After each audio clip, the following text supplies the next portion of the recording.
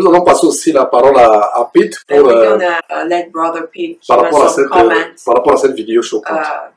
Related to this video. C'est une histoire triste que j'ai entendue plusieurs fois et me brise le cœur. There's another story Il y a une autre histoire where a woman had severe breast cancer, où une dame était à un stage avancé de cancer du sein and she would mail hundreds of dollars to Kenneth Copeland's ministry et elle envoyait des centaines de dollars au ministère de Kenneth Copeland on a regular basis. quotidiennement. While the cancer was getting worse and worse, so this woman, Bonnie Parker, would gave tens of thousands of dollars to Kenneth Copeland's ministry. Et cette dame, Donnie Parker, donnait des dizaines de milliers de dollars au ministère de Kenneth Copeland.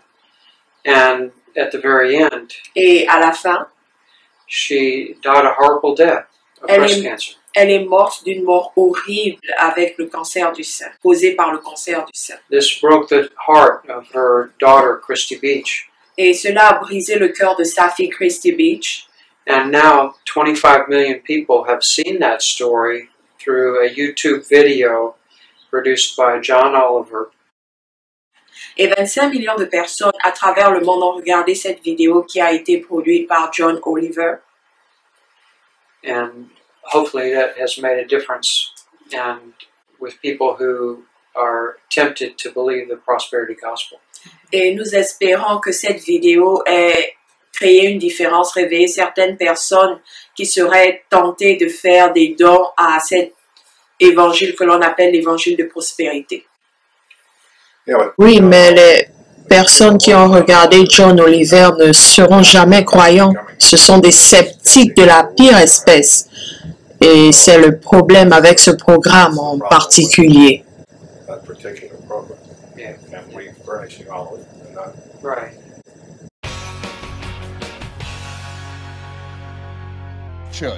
Les églises, le lieu de prédilection des États-Unis pour la rédemption est le 6e lieu de prédilection pour le poulet.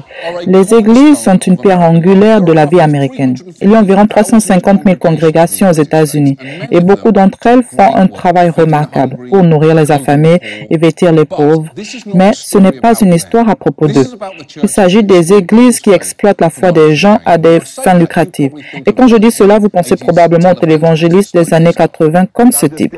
Je commence à entrer dans une veine prophétique. Mama Bobosolo Basata, Manda de Kingi de Bosolo. Quelqu'un ayant des problèmes digestifs.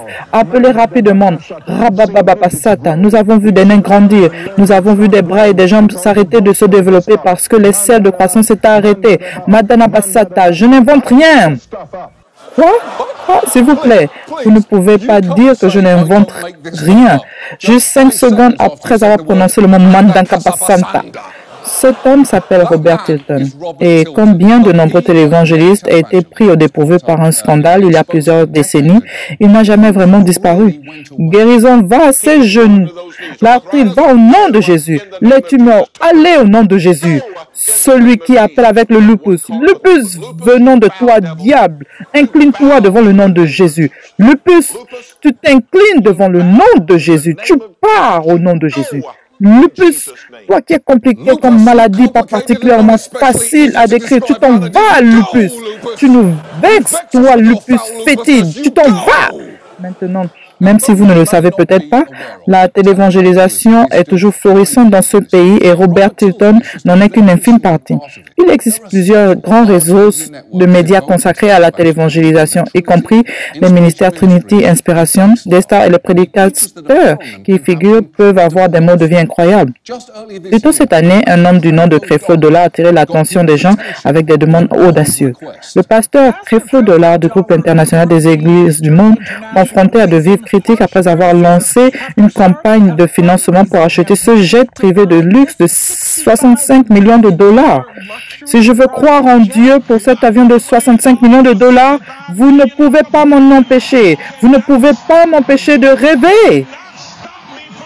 Vous ne pouvez pas m'empêcher de rêver. Ce n'est pas comme cela que vous demandez 65 millions de dollars. C'est ce que vous criez à votre père quand il vous dit que vous ne serez jamais un danseur de Broadway. Je peux le faire, papa. J'ai la musique en moi. Mais voilà. Creflo Dollar voulant un jet n'est pas si inhabituel. Les prédicateurs ont tendance à vouloir des avions haut de gamme et quand ils les ont, ils ne sont pas toujours très humbles à ce sujet. J'avais assez d'argent pour acheter un Cessna Citation Jet en espèces. Et comme il y a tellement de jalousie dans cette pièce ce soir, je peux m'en rendre compte. Quelques semaines plus tard, j'en ai acheté un autre, d'une valeur 3 fois supérieure à celle-ci, en espèces. Je suis heureux de mes bénédictions. Ouh! J'ai acheté un jet en cash, j'ai acheté un plus gros jet cash, que ceux qui ne sont pas heureux pour moi aillent se faire voir. Ce n'est pas un serment, c'est le refrain d'un single de Rick Ross.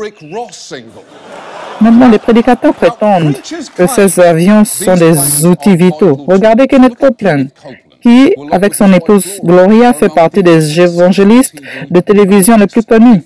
Il y a quelques années, il a demandé à ses disciples d'aider à l'achat d'un avion à réaction de 20 millions de dollars, promettant qu'il serait utilisé juste pour des business de l'Église.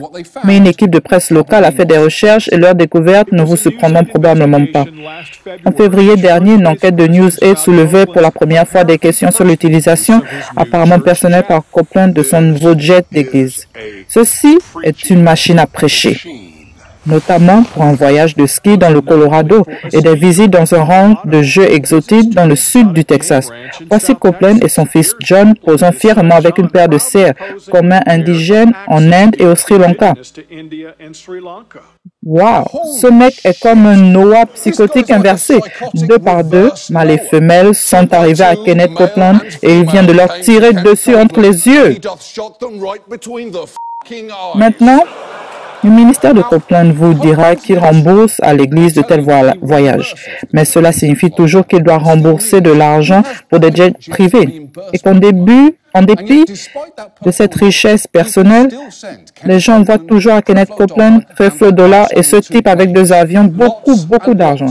Et c'est en partie parce qu'il prêche quelque chose appelé l'évangile de la prospérité, qui soutient que la richesse est un signe de la faveur de Dieu et que les dons feront en sorte que la richesse vous revienne. Cette idée parfois prend la forme d'une foi en une graine, l'idée que les dons sont des graines que vous récolterez un jour.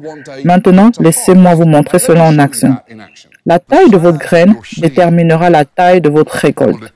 Je ne comprends pas pourquoi, mais il y a quelque chose qui se passe à un niveau où les gens s'investissent dans la foi et donnent 1000 $, ce qui n'est pas le cas d'autres niveaux.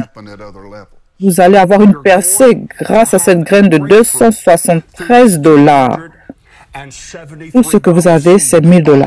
Écoutez, de toute façon, ce n'est pas assez pour acheter la maison. Vous essayez d'avoir l'appartement. Vous voulez juste acheter la maison. Mais ce n'est pas assez d'argent de toute façon. Prenez ce téléphone et mettez cette graine dans le sol. Regardez Dieu résoudre le problème. L'argument est que si vous semez votre argent, vous récolterez plusieurs fois les rendements. Sauf que, en tant qu'investissement, il vaudrait mieux que vous enterriez votre argent dans le vrai sol, car au moins, il y a une chance que votre chien puisse le déterrer et vous le rendre un jour. Bon garçon. Mais cela peut devenir encore plus prédateur, parce que si vous n'avez pas 1000 $, ou vous avez peut-être une dette de carte de crédit importante, la foi en la semence peut toujours fonctionner pour vous. J'ai l'impression que quelqu'un veut que cette dette de carte de crédit soit effacée. Si vous utilisez votre foi telle que vous l'avez semée, quand vous avez mis 1000 $ de la carte de crédit, en utilisant votre foi,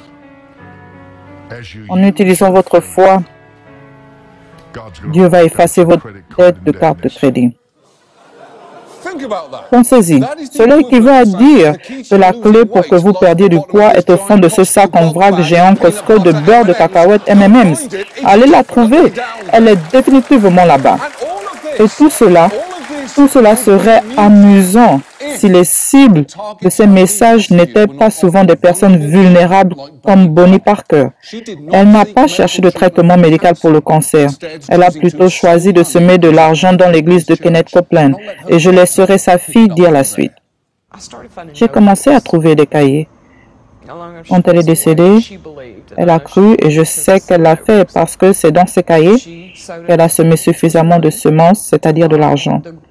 La plus grande quantité de graines que vous semez selon eux, la meilleure chance que vous avez, d'être guéri.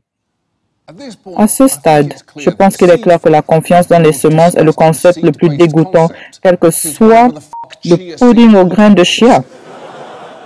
Bonnie Parker a donné des milliers de dollars à l'église de Copeland parce qu'elle croyait que c'était sa meilleure chance de vaincre le cancer. Vous pensez peut-être bien que c'est fou, mais ce n'est pas une interprétation déraisonnable des prédications de Copeland. Gloria Copeland vend de nombreux produits sur la guérison par la foi et s'est montrée sceptique dans le passé en ce qui concerne le fait d'aller chez le médecin. Nous savons ce qui ne va pas chez vous. Vous avez un cancer. La mauvaise nouvelle est que nous ne savons pas quoi faire à ce sujet, sauf vous donner un poison qui vous rendra encore plus malade. Maintenant, que voulez-vous faire? Vous voulez faire cela ou vous voulez vous asseoir ici samedi matin pour entendre la parole de Dieu? Laissez la foi entrer dans votre cœur et vous soyez guéris. Alléluia. Il est clair que la femme ne peut pas entendre la voix de Dieu, car si elle le pouvait, je suis sûr à peu près qu'il crierait « Va te faire voir, Gloria !» juste à son oreille. Et pourtant, non seulement tout ce que vous avez vu jusqu'à présent est légal, mais l'argent que les gens donnent en réponse de tout ça est libre d'impôts. Regardez Robert Tilton. Si vous lui envoyez un don, vous ne pouvez pas imaginer ce qui se passe. Et heureusement, vous n'avez pas imaginé car nous devrions probablement être clairs ici.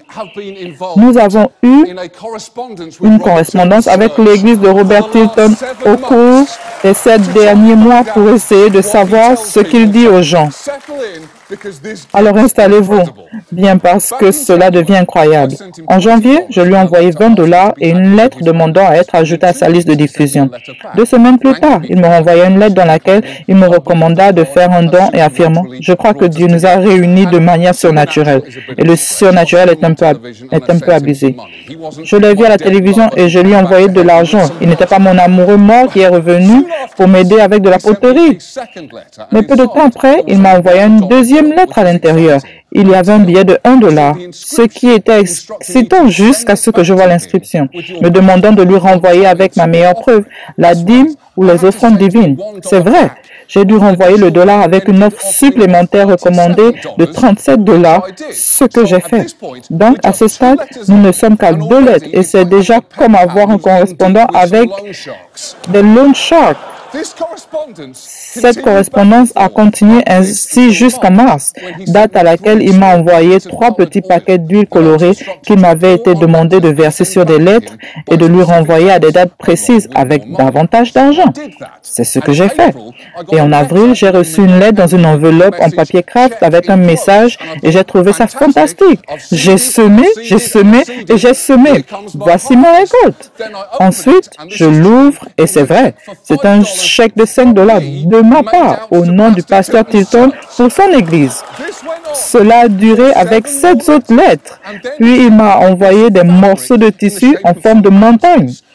Je pensais à ce moment-là que j'avais atteint le niveau de la montagne et, surprise, surprise, il m'a demandé de lui renvoyer ces montagnes avec encore de l'argent.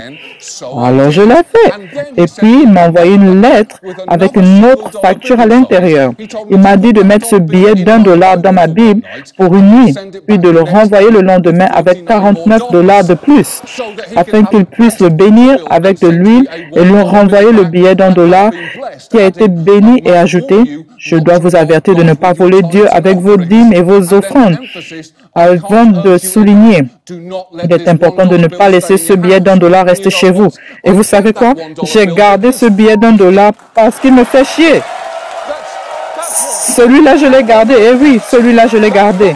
Mais cela ne l'a pas arrêté. Les lettres ont continué à arriver. J'ai reçu un autre paquet d'huile, plus de nappes de prière et même, c'est vrai, un contour de son pied sur lequel on m'a demandé de tracer mon pied et de le renvoyer à lui avec plus d'argent. Donc, à partir de ce soir, je lui ai envoyé $319 et j'ai reçu 26 lettres. C'est presque une fois par semaine. Et encore une fois, c'est vraiment amusant jusqu'à ce que vous imaginez que ces lettres sont envoyées à quelqu'un qui ne peut se permettre ce qu'il demande.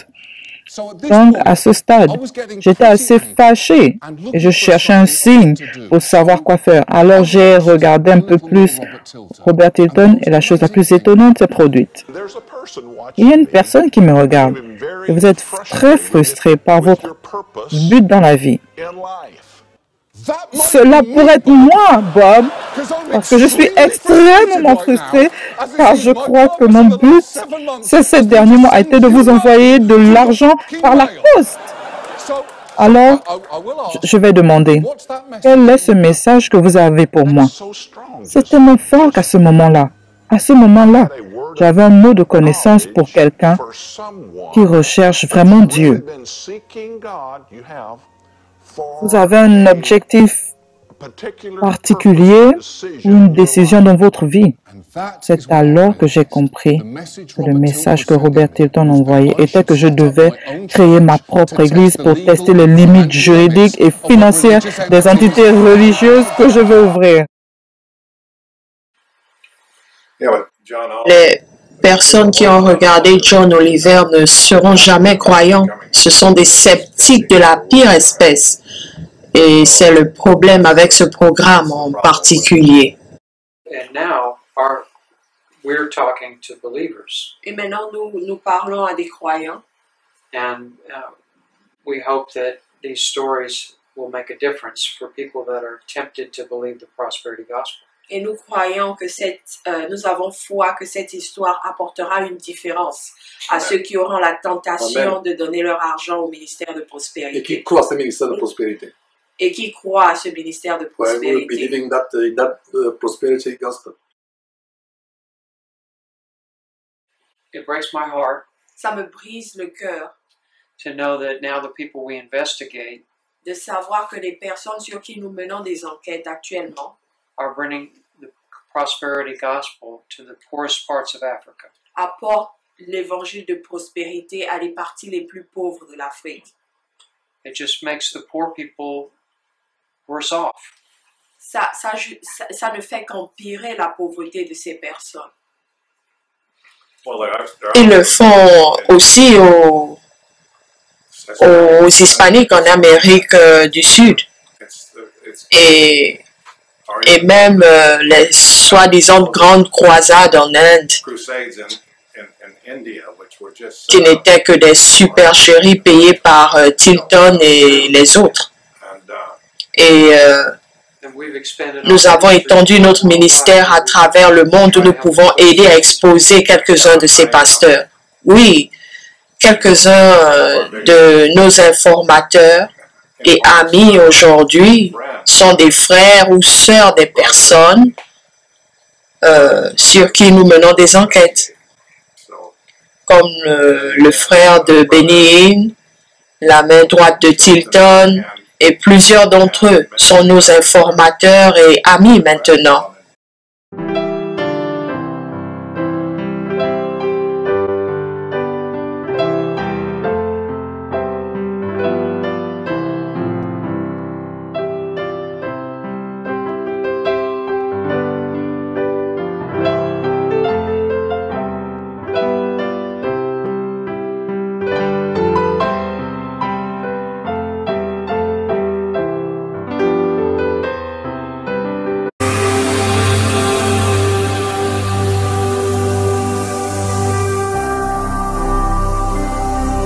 Jésus-Christ TV, vous connaîtrez la vérité et la vérité vous affranchira.